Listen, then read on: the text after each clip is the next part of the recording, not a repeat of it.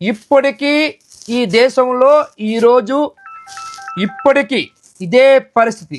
ఏ తల్లి కడుపున పుట్టినా ఉచితమైనటువంటి విద్య ఆరోగ్యం ఉన్నదా? శూన్యం. కలెక్టర్ కొడుకుతో, ఒక రిక్షావాడు కొడుకు, ఒక ఎంఆర్ఓ కొడుకుతో, ఒక రైతు కొడుకుతో సమానతత్వంగా విద్యా వైద్యం అందుతుందా అంటే అది కూడా శూన్యం. ఈ దేశంలో డిగ్రీలు చదువుకొని వాళ్ళకు ఉపాధి అవకాశాలు దొరుకుతాయి అనుకుంటే అది కూడా శూన్యం. ఈ దేశంలో డిగ్రీ పట్టాలు పట్టుకొని నాలుగు గీసుకోవడానికి పనికిమాలిని చదువులు చూపిస్తున్న ఈ దేశంలో నిజమైనటువంటి రాజ్యాంగం చూపిస్తారేమో అనుకుంటే అది కూడా శూన్యం. ఈ దేశంలో నిజమైనటువంటి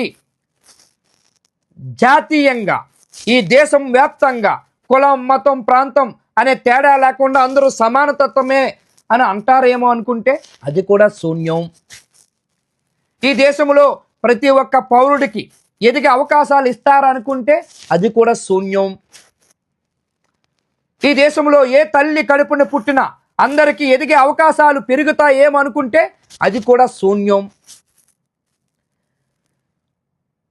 ప్రతి ఒక్కరూ జెండా పట్టుకొని, జెండా ఊపి, జెండా ఎగరవేయటం తప్ప ఈ దేశంలో ఇవన్నీ చేస్తామనే మాట ఒక పాలకుడు చెప్పకపోవటము ఈ దేశంలో శూన్యమనే చెప్పాలి.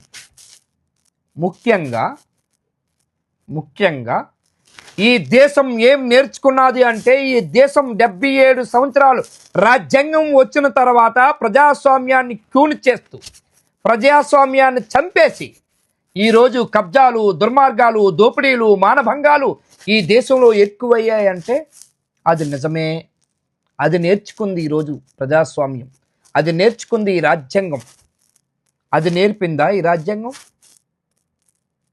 ఎనీహో భారతదేశంలో ఉన్న ప్రజలందరికీ కూడా ఒక యువకుడుగా అందరికీ గణతంత్ర వేడుకల శుభాకాంక్షలు తెలియజేస్తున్నాను. కానీ నేను కోరుకున్నది ఏ తల్లి కడుపున పుట్టిన ఎదిగే అవకాశాలు కావాలని కోరుకుంటున్నాను.